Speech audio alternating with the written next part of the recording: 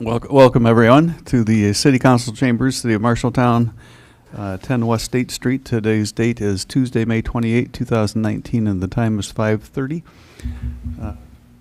Call this meeting to order. I first give notice to the public that the mayor and council welcome comment from public discussion of any of the agenda items. You're required to step to the microphone, state your name and address for the record, and limit your time to your remarks to 3 minutes so others may speak. All speakers shall speak clearly and direct their comments to the mayor and council and not to any councilors specifically. It's at the discretion of the mayor and council to respond to specific questions and comments or to have staff respond during the meeting. I invite those who are able to stand for the Pledge of Allegiance. I pledge allegiance to the flag of the United States of America and to the republic for which it stands, one nation, under God, indivisible, with liberty and justice for all. Thank you. Roll call, please. Hoop. Here. Isom. Here. Martin. Here. Weirin. Here. Cahill. Here. We have Gowdy and Lamer absent. Thank you. Do we have a let's see. Actually, first we go with mayor, council, and administrator comments. Does anyone up here have any comments to make? Okay. Do we have the years of service planned? I don't believe he's here. We'll bump that to the next meeting. Let's then move on to item F, consent agenda. Is there a motion to approve it? I move for approval, Your Honor. Second. Thank you. Roll call. Isom. Yes. Martin. Yes. Weirin. Yes. Cahill. Yes. Hoop. Yes. Very good. Carried. And Madam Secretary, if you would, for the record and TV watchers, please read those items. Approve council minutes of May 13 and the bill list of $6,650,401.84. Appoint Laura Eilers to the Plan Zoning Commission, replacing Sharon Greer. Reappoint John Boston and Angela Linzeig.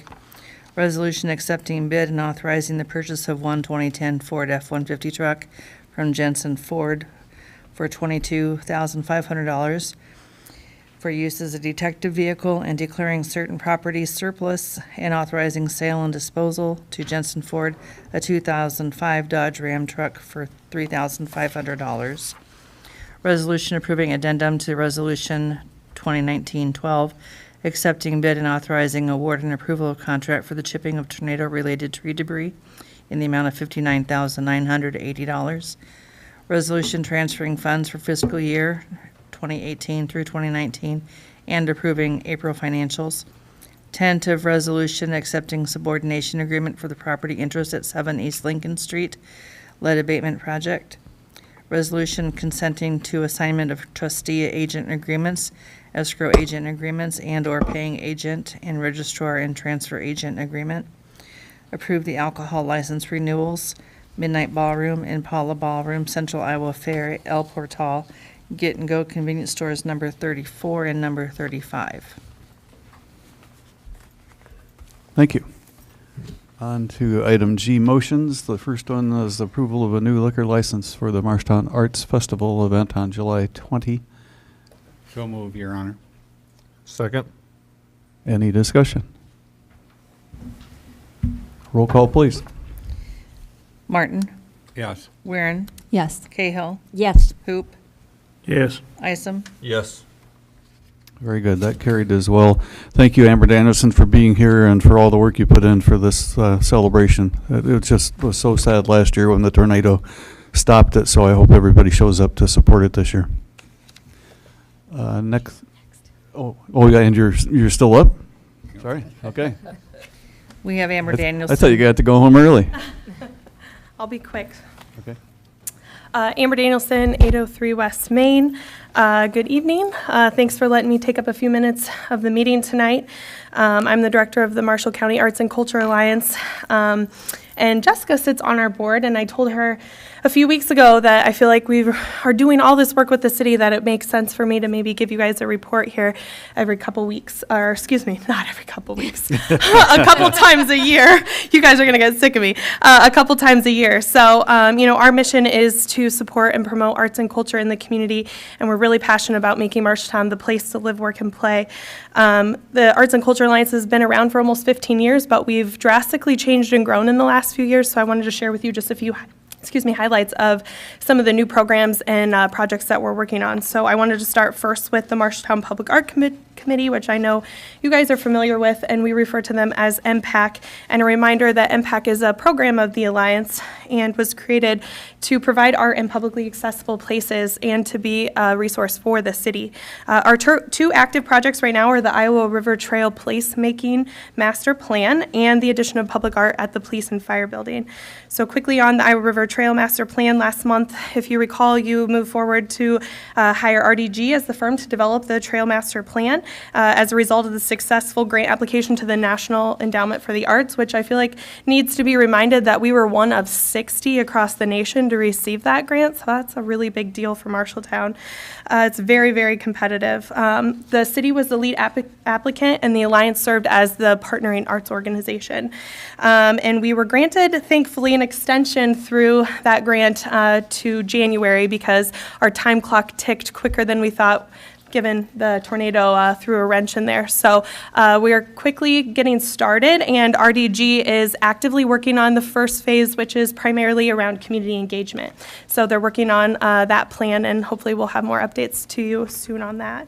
Update on the Police and Fire Building. An RFQ, request for qualifications, was released Monday, May 6th by the Alliance. The selection committee is made up of a representation from the Police and Fire Department, City Council member Bill Martin, a neighboring Lynn Creek District Organization representation from YMCA, YWCA, and a few members from MPAC.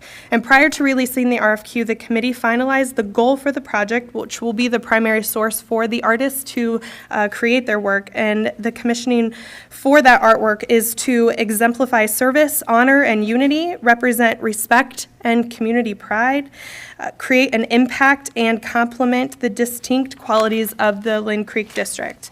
The artist is able to propose a specific exterior location, and we have offered space available in the interior lobby. However, the selection committee is favoring an exterior piece. So the tentative timeline for that, our call to artists was just released a few weeks ago. Submissions are due on June 14th, so that's just a high-level qualifications, basically just a bio on that artist and why they should be selected. And then the committee is going to select up to 3 finalists, and those 3 finalists would then move into the next round where they would actually create a proposal for what that artwork would look like with renderings and things like that. And they have until September 1st when those are due, and then our committee gets an entire month to put together all kinds of different ways to engage in the community and showcase those finalists and get a lot of feedback. Certainly, we plan to come to you. I've already got Sherry to get me on the agenda sometime in September, so you'll all get to see what those look like.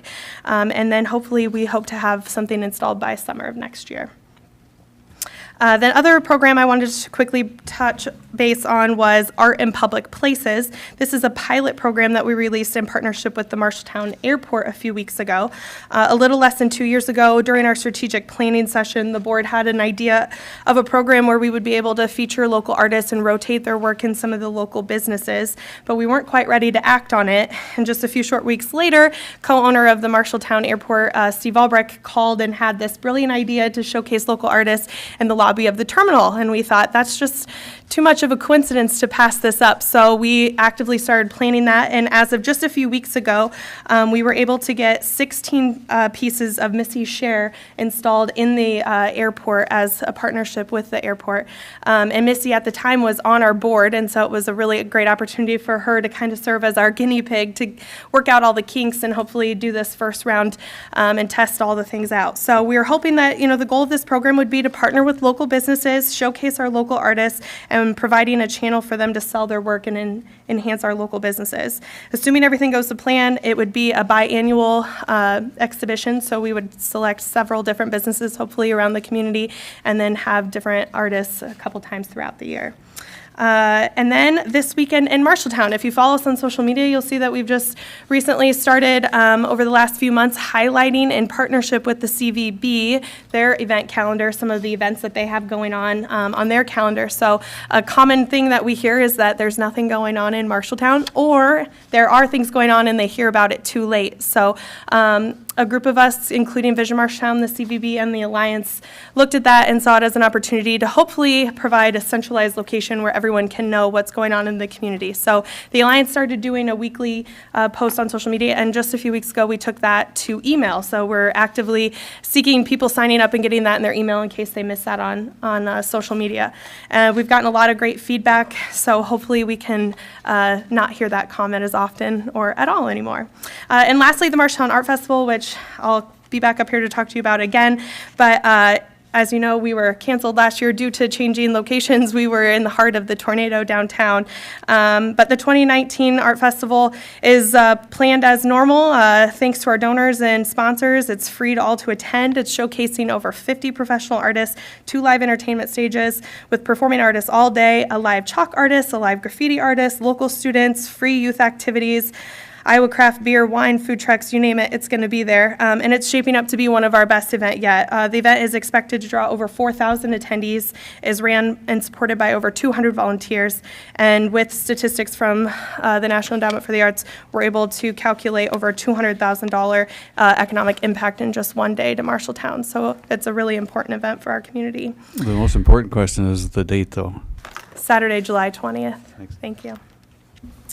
So again, thank you for letting me to speak tonight, and thanks for your continued support. A vibrant arts and culture environment is critical to economic development, is key to enhancing quality of life, and nurtures a positive view of the community for residents and visitors. And we believe a community enriched in arts and culture will attract, retain, and engage residents and make Marshalltown the place to live, work, and play. Any questions? Questions or comments? Good report. Sounds like it's going to be a great event. Yeah, it's going to be a fun day. I'll be back up here shortly. Okay.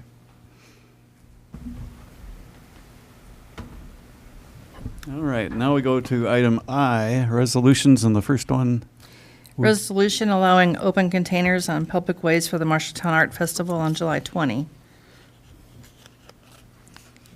Motion to approve. So moved.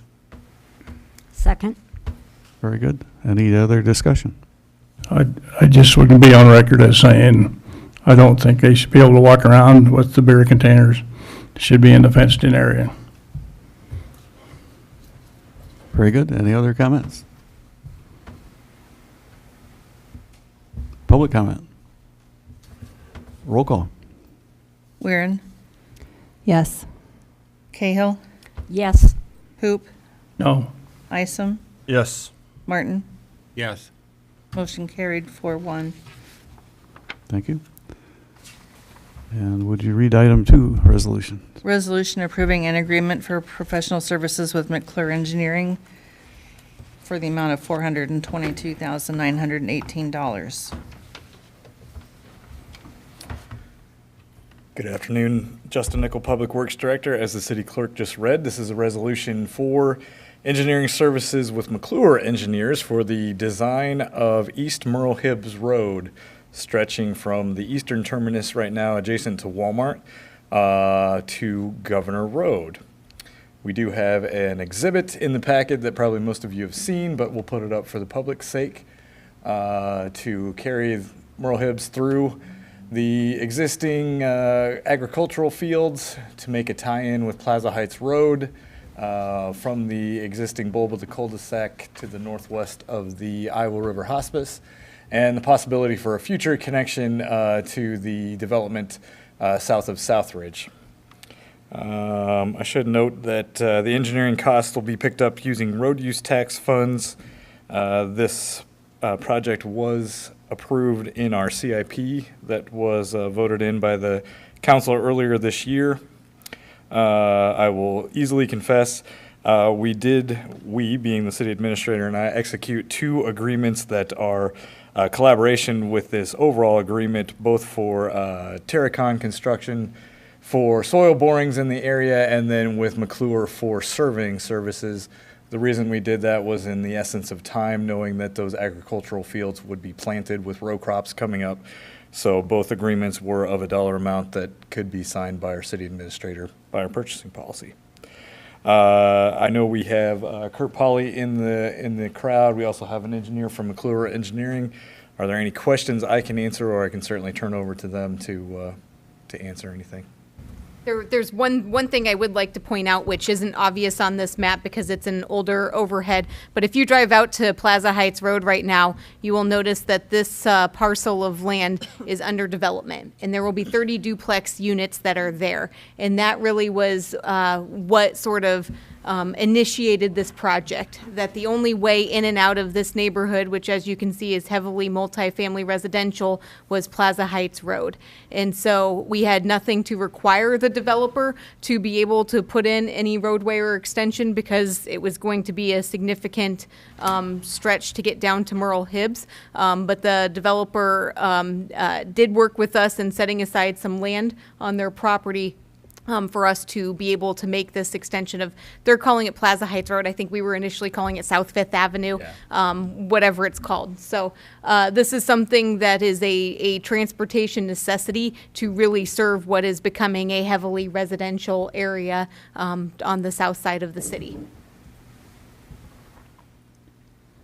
Any questions? Question here. I presume that this plan would be in phases. Is that correct?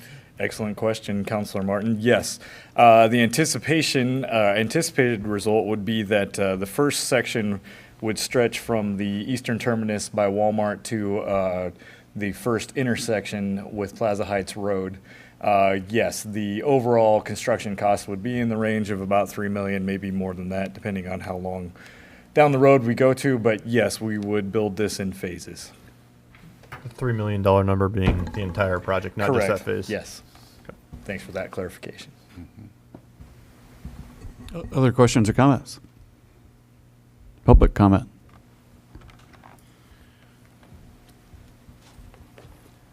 Mark Eaton, 1007 South 10th Avenue.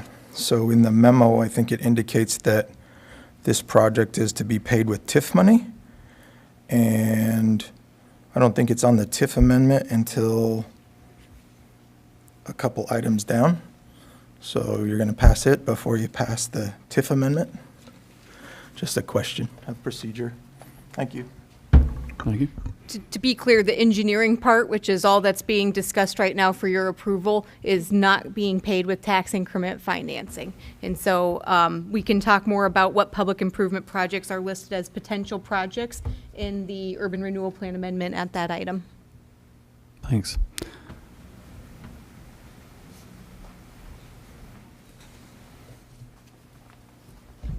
So Kurt Polly, 1706 West Olive. I just want to, tell you how much I support this project as a, real estate professional in our community. I work with developers and talk to developers all the time about where we should go, what should we do. We are running out of lots and running out of places to build homes. We're currently building. We probably have 7 to 10 lots of infill lots left in our community that we could build on. If we don't do something to get this ball rolling, to open up new development, we're going to be out and we potentially could lose interest. This could be a catalyst project to open up that land. We have a willing seller, plus with the police and fire, I think it only makes sense to move forward. So I support this project, and I think our community would too. Thank you. Thank you. I know it is an area that Conlon Development was interested in, had they gotten the grant to. Yeah, and so that is what's represented here as the planned development, but since they did not get the low-income housing tax credits, they have removed that as a project. Right. Jacob Raleigh, 718 South Center Street. Just in response to what Kurt said there, I would say that the number of available lots would be pretty incorrect, as we did just have a lot of demoed houses, and there's a lot of lots sitting empty.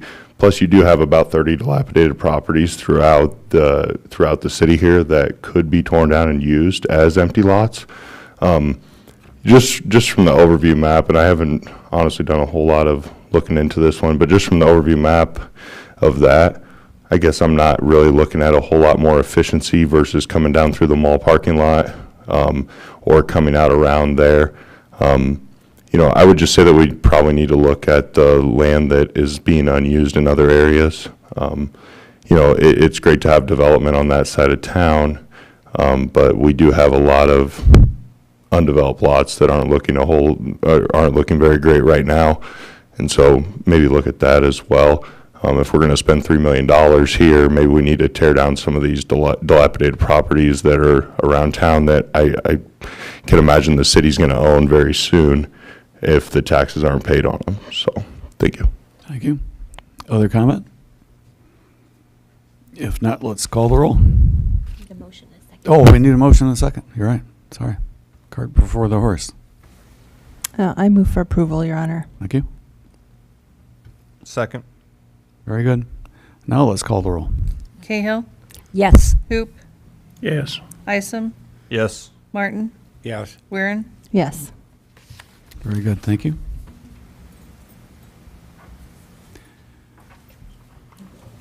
And then is this where we can have, we can combine different resolutions, or we're stuck on number 3? Okay. Madam Secretary, please read the next resolution for us. Resolution approving a fee change at the compost facility. Again, Justin Nickel, Public Works Director. After we changed our fee schedule earlier this spring at the compost facility, sales of city bags quickly dwindled.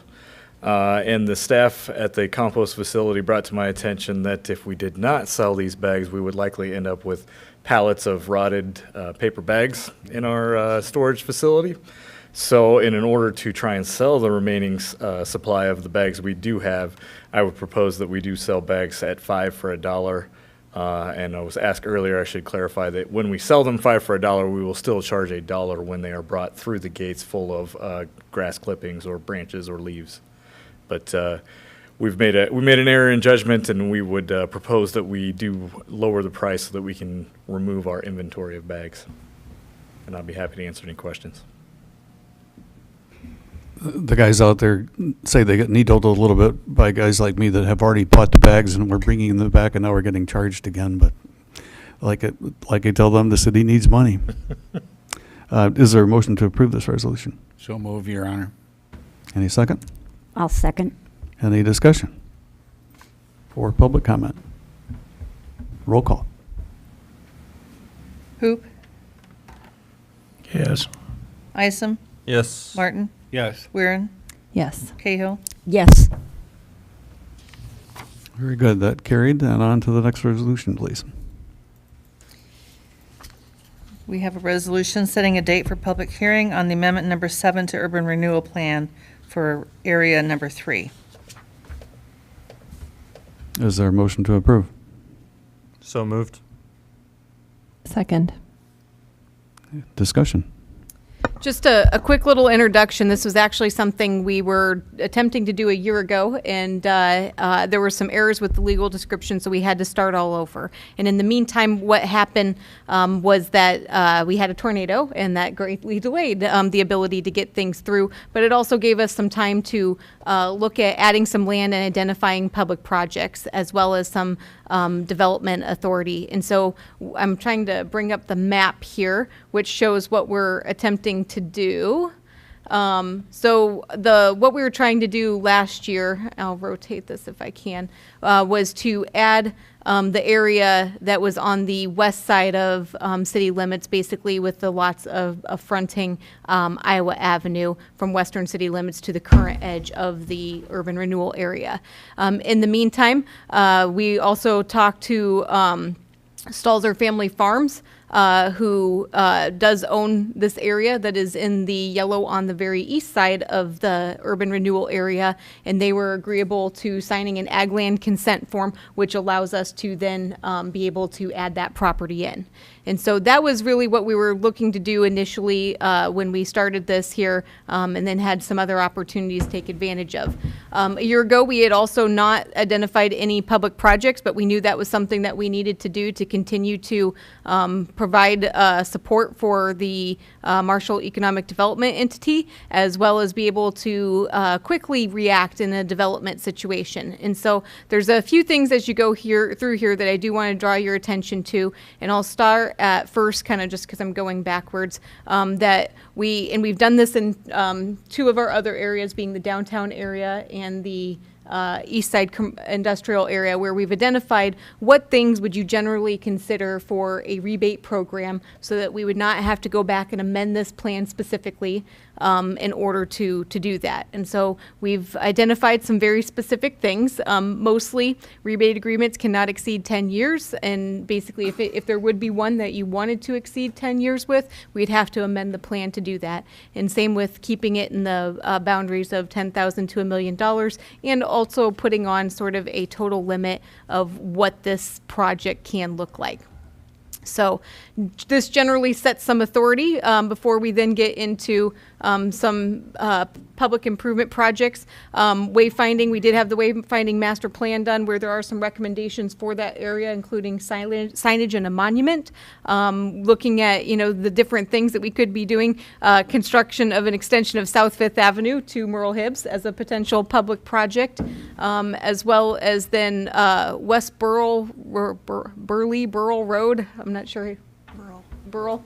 Many of you might not know that is actually mostly not a public street. Once you basically get past the Applebee's entrance, it is a private street at that point. And as we've talked with the owners of the Southgate Mall there, we've talked about how this could potentially be an impediment to development, and that we really should be having a conversation at some point about making that a public street in order to potentially allow for more things to develop out there.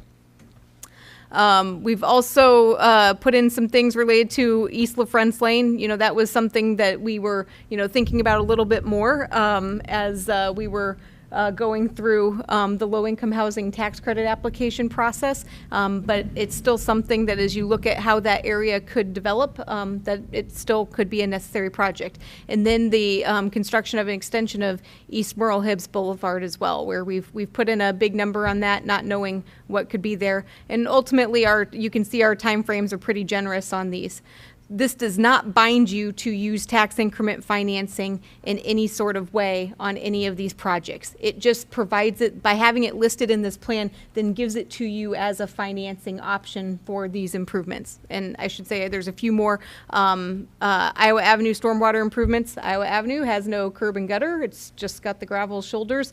If we're really going to start looking at that as more of a city street, that there's probably some improvements to be made. And same with looking at, accessibility along that as well, with the sidewalk or trail development as well. And then finally looking at economic development grants for blighted properties, for demolition or redevelopment of blighted properties, which could include the city using funds to purchase and demolish blighted properties as well. So that's kind of the summary of the public improvements. There's also two very specific things which I'll run through, where we specify 2 development agreements, specifically one to fund economic development services through the Marshalltown Area Chamber of Commerce or another related entity, or however you'd want to do that. As I had mentioned, this is where our funding for MED has come from for many years. And then this was in there back in our attempt at amending this plan a year ago. I will admit that I have not had any conversations with Todd Cassidy here recently, but this is something that I thought, just to be on the safe side, let's keep it in and keep this moving forward. So everything that's in there just basically means that you then have the authority to use tax increment financing on it if possible. It does not mean that we forego public hearing requirements or anything else that would be required for a development agreement or any use of funds, or same with the whole process of how you go about certifying TIF debt annually in November of each year to be certified to the county. But this basically sets the public hearing and sets the process, with the public hearing to occur on June 24th. Any questions or discussion? Public comment? Roll call, please. Hoop, Yes. Isom, Yes. Martin, Yes. Weirin, Yes. Cahill. Yes. Very good. That carried as well. And now on to item 5, the police and fire building change orders. Your Honor, we have, 7, 8, 9? We have 9 resolutions relating to change orders for the police and fire. Would the council like to consider them individually or as one motion? I know the mayor prefers one motion, but what does the council think? I'd prefer a single because there's 2 or 3 of them in here that might need further discussion. Okay. Is there a motion to approve the first one? Well, I guess we read it first. Yep. Let's see. Resolution approving contract change order for the police and fire headquarter project membrane roofing and wall panels for Black Hawk Roof Company, an increase of $369. Move for approval, Your Honor. Thank you. I'll second. Discussion? Good evening, Justin Nickel, Public Works Director. The request will challenge my ability to go through individually. Our first request is for $369 for membrane roofing and wall panels.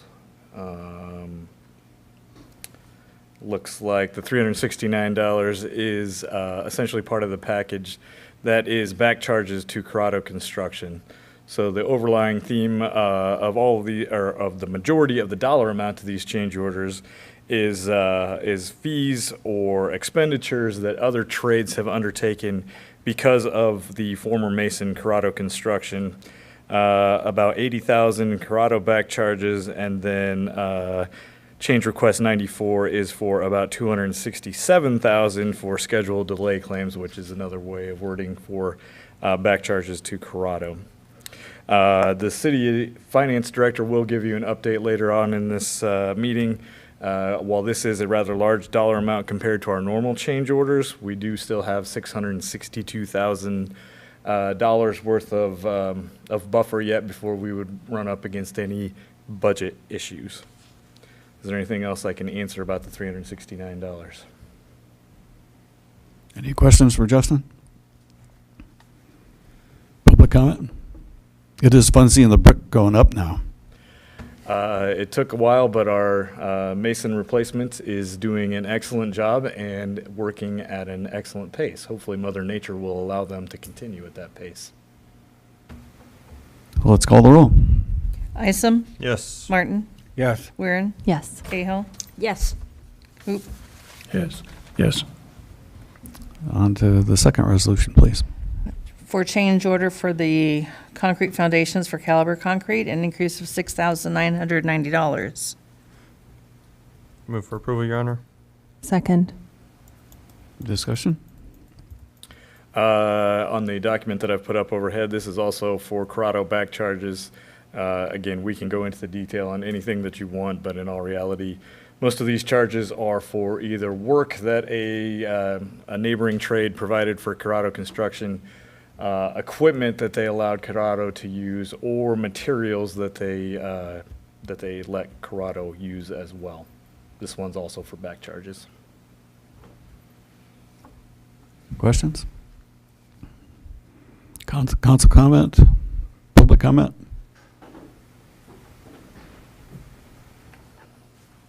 Go ahead and just stay up there with me for a second. I would just ask that you'll elaborate a little bit on what caused all that. I would say that if a neighboring construction company caused more cost, then they should probably be taking care of that themselves and not the city paying that bill. But if you can maybe elaborate on that just a little bit. So yes, to elaborate, the city is no longer under contract with Corrado Construction, so we will seek to get reimbursed for these back charges, but at the moment we have no means to keep the money that we owe to Corrado, and we are walking a delicate balance in trying to keep the new mason working forward so that we actually do receive a completed project in a couple of months, as opposed to having all project progress stopped. So this risk that these other trades have taken on, for some of them for up to a year, the business model that the city entered into, where the city is the prime contractor and then individually contracted with the 15, 18, 19 trades, I'm not sure I know the number off the top of my head, this is not the issue of these other trades. The city will have to shoulder the risk for this, for these charges and for these delay claims until we can seek reimbursement or some other means from the surety company or from Corrado Construction, if that's what we so determine. And one thing, just to remind you, when we did approve that agreement with Merchants Bonding Company, it did say liquidated damages were to be determined. And so this is just getting into basically what those liquidated damages are. And ultimately, we're still working with our attorney on these different things to make sure that the bonding company knows about them and seek reimbursement of them. So it's part of that contract of the takeover agreement with the bonding company as well. Other questions or comments? Roll call, please.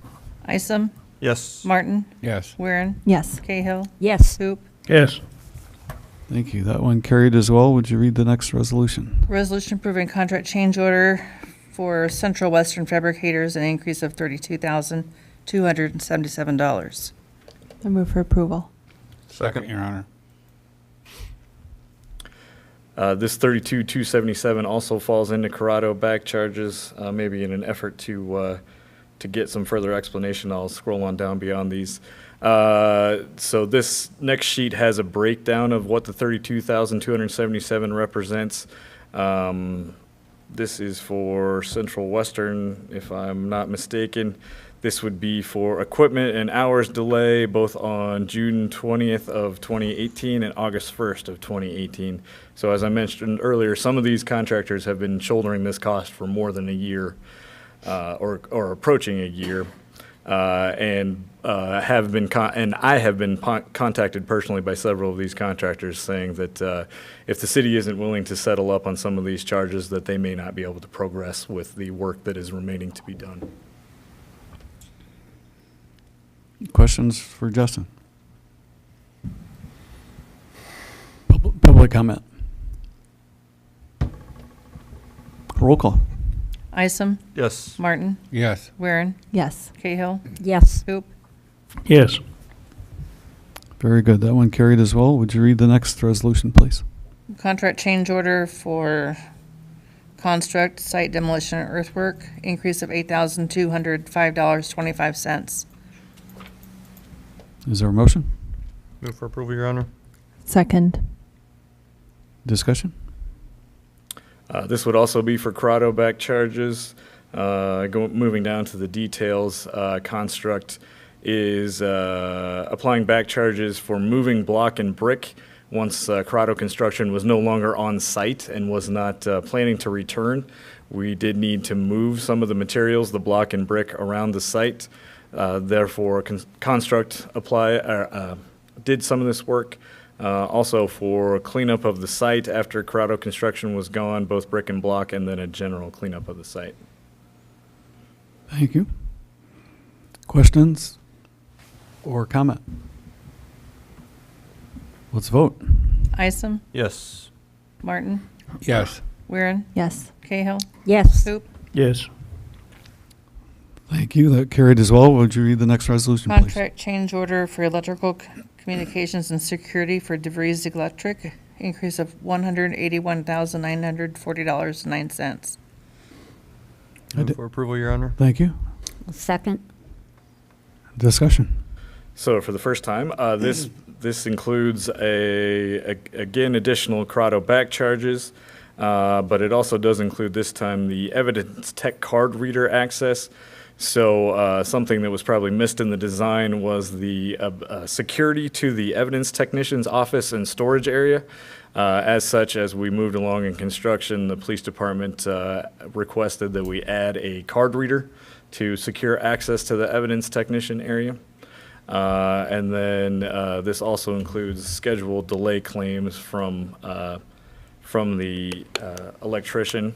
And where that may differ from the back charges to Corrado is the electrician was really waiting on site for Corrado to finish some of their work to be able to add electrical boxes for outlet plugs, for lights, for security cameras, for things such as that. So those would be some prime examples of things that now the electrician is is now requesting that we pay for scheduled delay.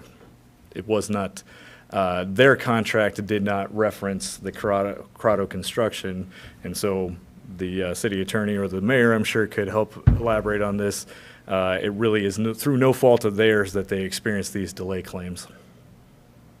And again, we will be pursuing those against the Corrado company and against its bonding company. That's correct. Yep. Just out of curiosity on the delay claim, so we have a specific timeline built into our contracts with the subcontractors, and then this would incorporate essentially no work. This is just for a delay on their timeline. That would be my understanding of it, and I certainly could let Story Construction jump in here, but yes, our original contracts anticipated completion in December of last year, or then even into January of this year, and now we're reaching the 6 months past that.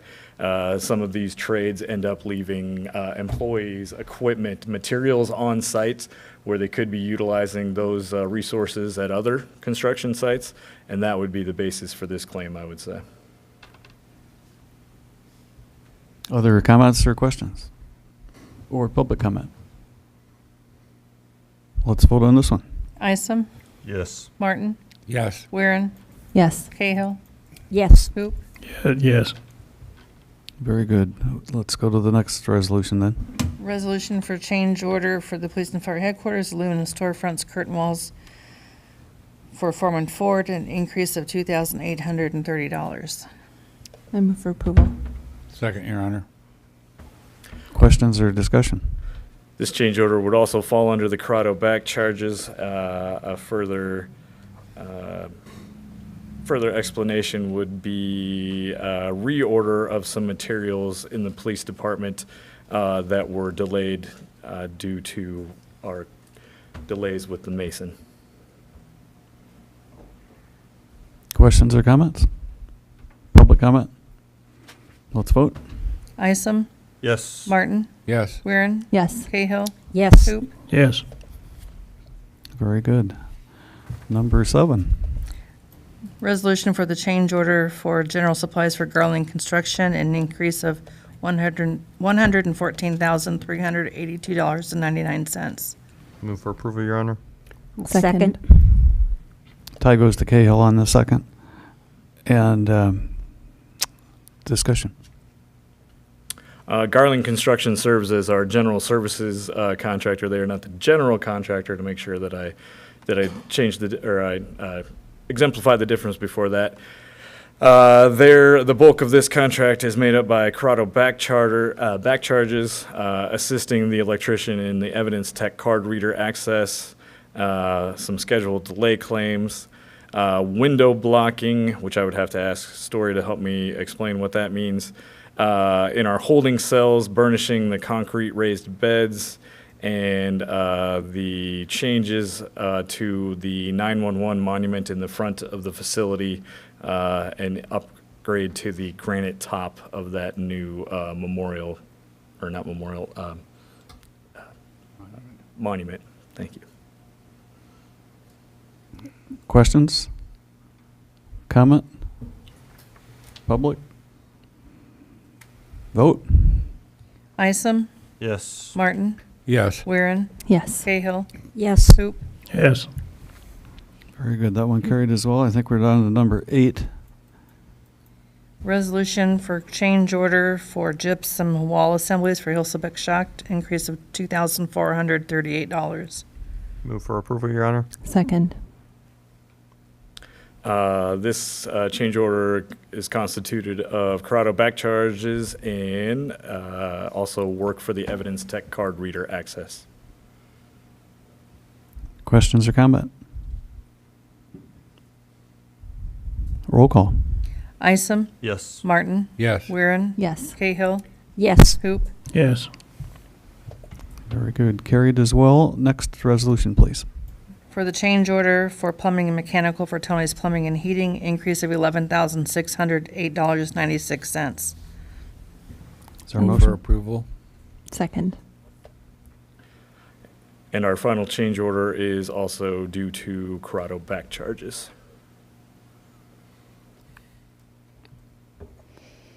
Any questions of Justin?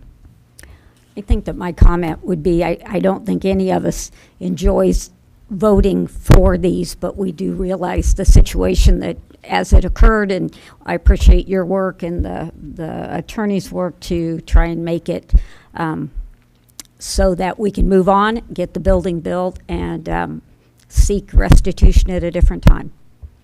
Thank you, Counselor.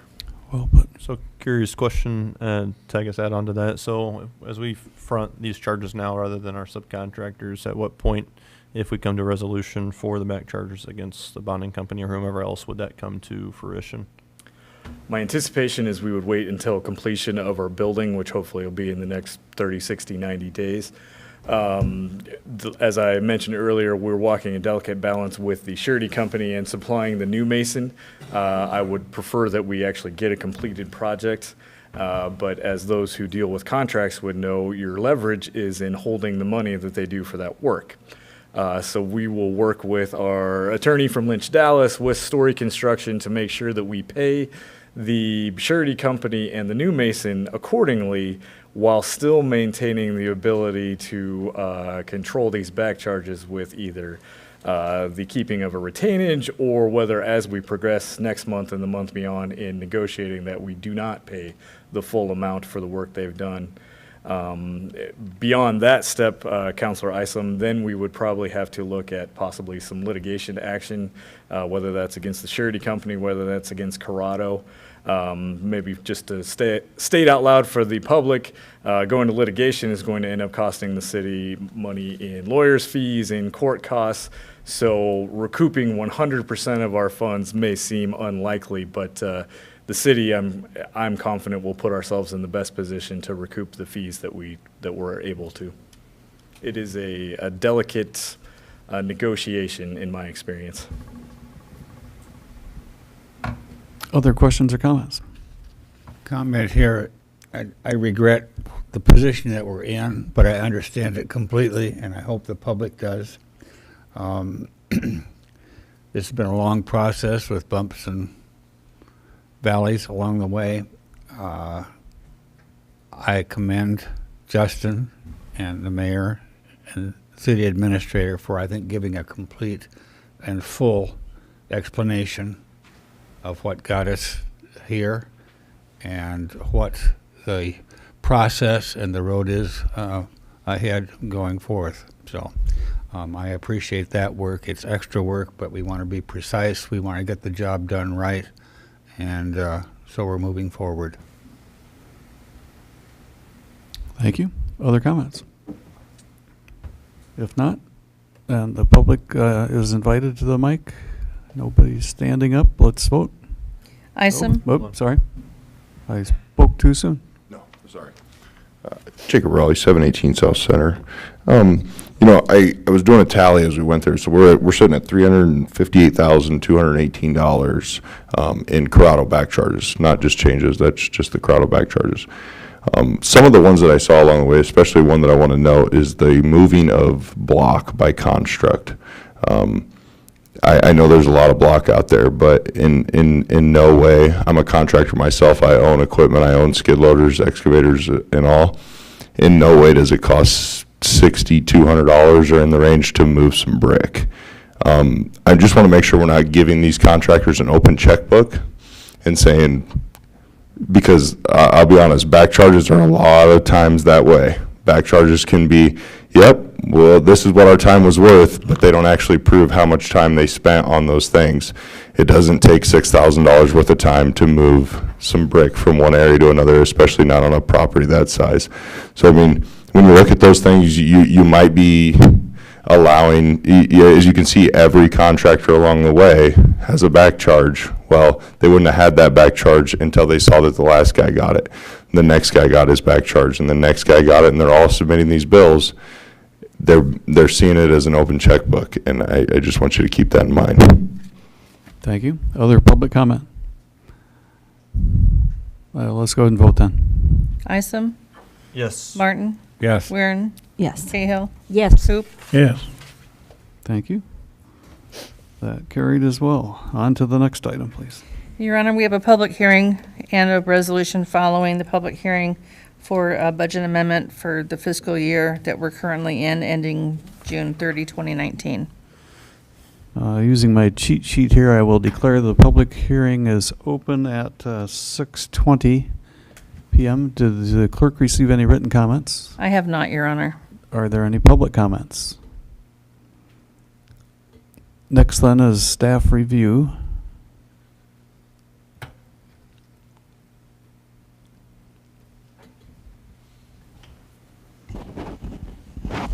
Good evening, Diana Steiner, Finance Director.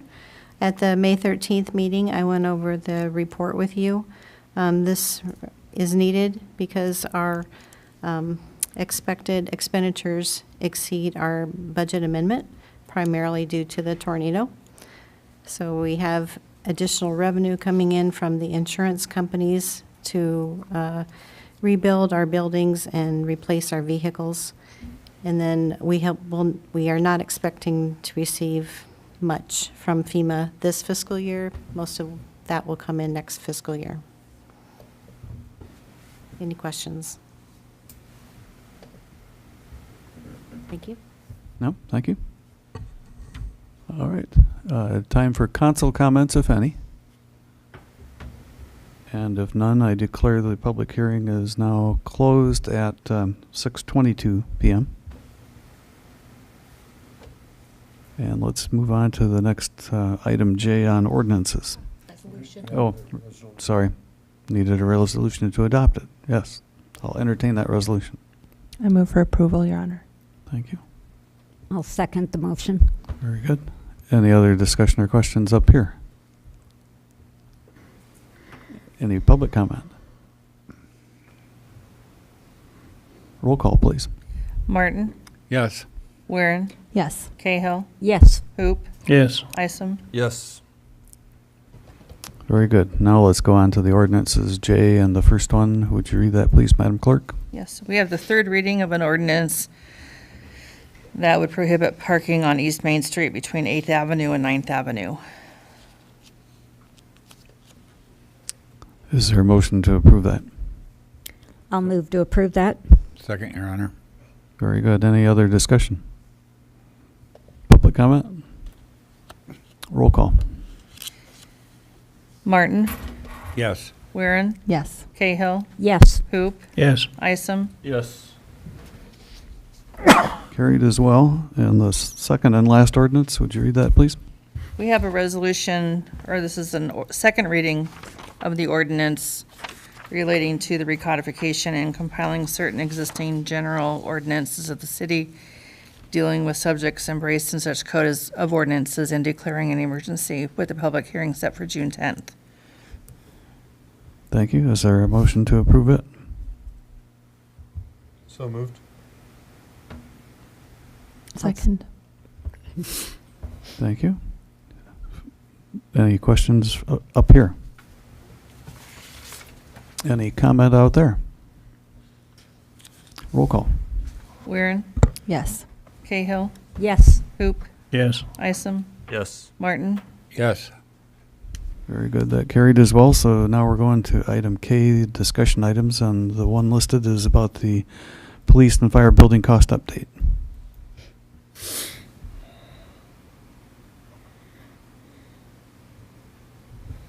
Diana Steiner, Finance Director.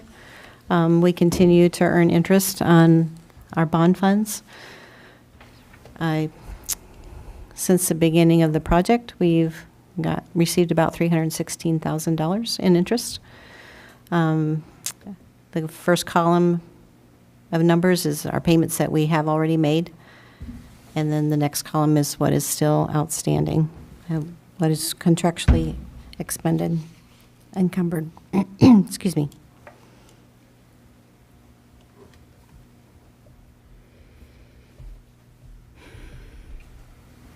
So the change orders that you passed tonight total $361,000. That leaves us an uncommitted amount of $662,000.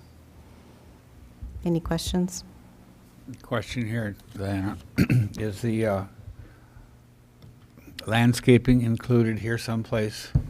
I thought it's encumbered. Am I correct on that? Okay, maybe I answered my own question. Okay. Yeah. Probably just for the people at home to hear the answer to that question. Yes, it is included in the summary. Contract concrete sidewalks. That would include sidewalks, and maybe that's the total, but if not, construct is the bid package that falls underneath. So yes, I know that I can tell you for surety that it is encumbered on this total. Very good. Any other comments or discussion? Up here or out there? Okay. Do we have any, I know it's difficult to know, but is there anything in the future that looks like we'll have more change orders due to the Corrado experience? And, I mean, when it was still a couple of million away, it felt a whole lot better than it does now at 660,000 to the budget line. Yes, I believe there would still be some charges due to Corrado as we're still completing the building, and there's still the work that the surety company Mason is doing that could eventually delay some of the other, or could possibly delay some of the other trades. I'm not sure I can put a dollar amount on that for you right now. I'm going to look at Ethan and presume that hopefully it will be smaller than the existing change orders and what we still have left. I believe this is the bulk of what we should see for Corrado delays and Corrado back charges. And if the city's experience is similar to the school district's experience with a major construction project and litigation following that, we can expect to have some money coming back in as part of the litigation too.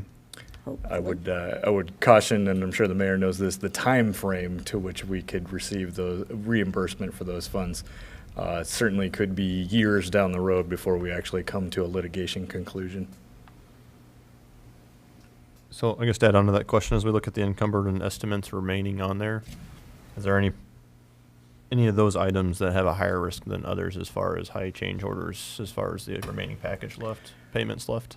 I don't believe that there's anything that's a high risk for change orders, Councilor Isom. As those of you who have toured, the interior of the building is really near completion.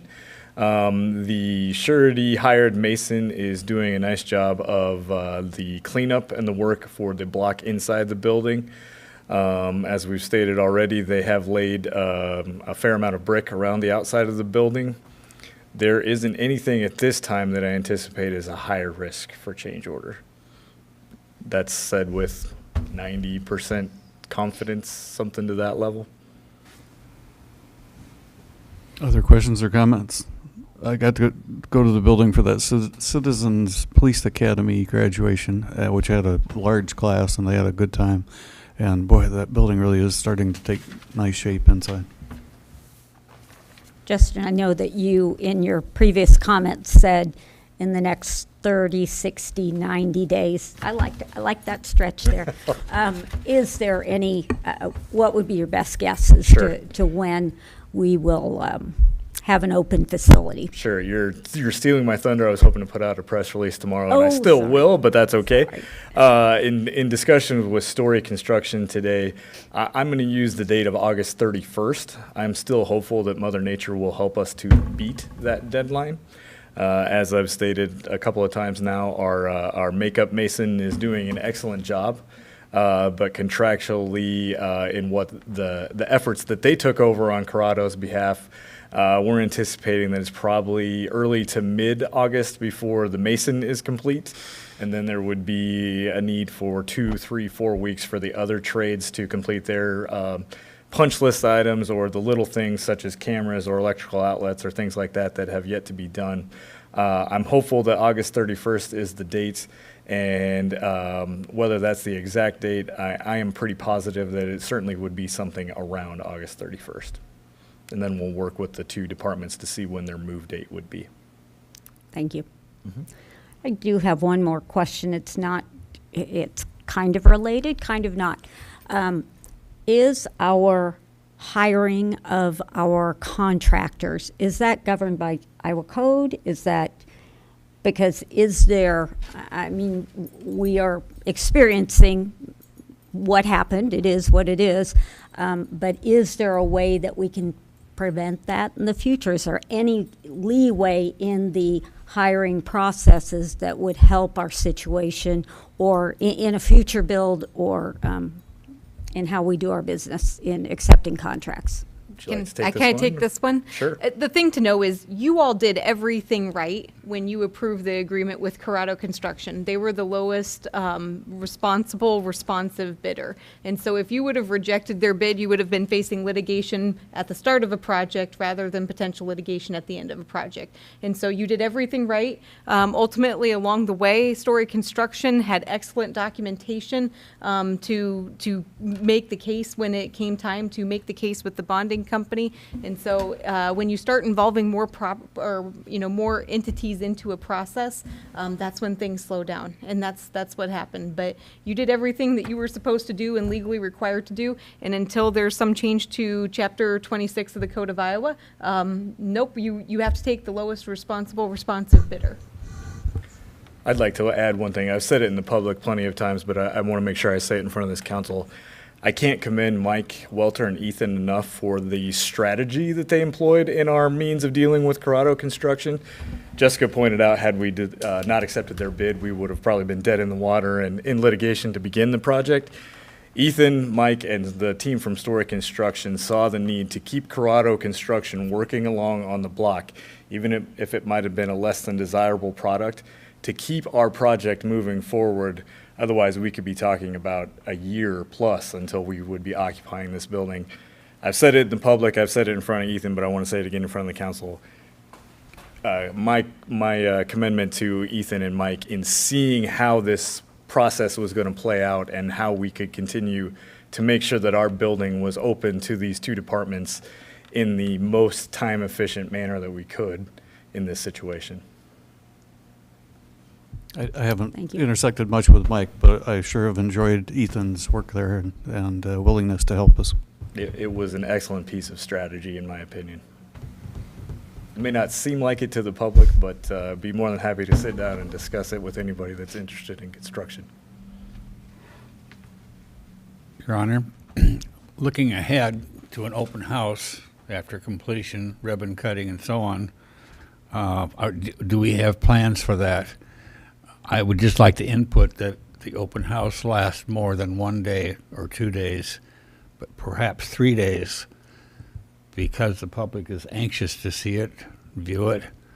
The only time that they'll be able to get into it legally is when they're apprehended and then they're after the opening. So I encourage all to take advantage of whatever good open house opportunity we provide. I would imagine you could have a guided tour with a police officer, which didn't mean you'd been apprehended by the department. Both chiefs will love showing off their new house. Both have done an excellent job in the times that I've toured with them. Yeah. Great. Any other discussion? Okay. Let's go to item L, public comment. I have to read this again, too. Members of the public may make comments on any item that was not on the agenda during this time.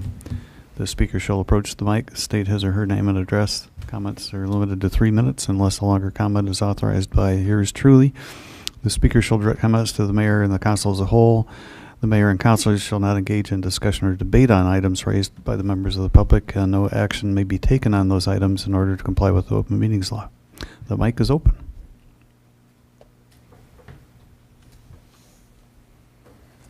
Mark Eaton, 1007 South 10th Avenue. So a few months back, I approached the comment podium and asked about city council meetings, videos that were deleted from the YouTube channel. They deleted 2 years. Haven't heard. I did get a letter from Jessica that said she was looking into it, but I think we should have some more concern about this. This is actually good documentation of the city council meetings, far more than the minutes that are in the paper.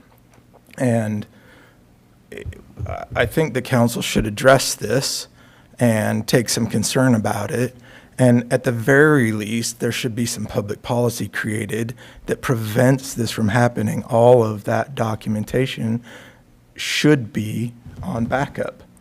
Everything else is on backup. The finances are on backup. Why aren't the council meetings on backup? And if they're on backup, why haven't they been restored yet? And I know there's some move to move them to the city website, and I appreciate that because YouTube's not the greatest place to store stuff. But I think the council should consider looking into this and creating some public policy around it. Thank you. Thank you. Any other public comment? Can I ask a question? And it may not be appropriate, so you can rule me out of order if it is. What is the official recording documents or of the council meetings? Are they the minutes? Is that what we would go back to if someone needed to check something? I can send an email, or What? Roger can send an email tomorrow and clarify this for all of you. It's not an item that we can comment about because it was not on the agenda.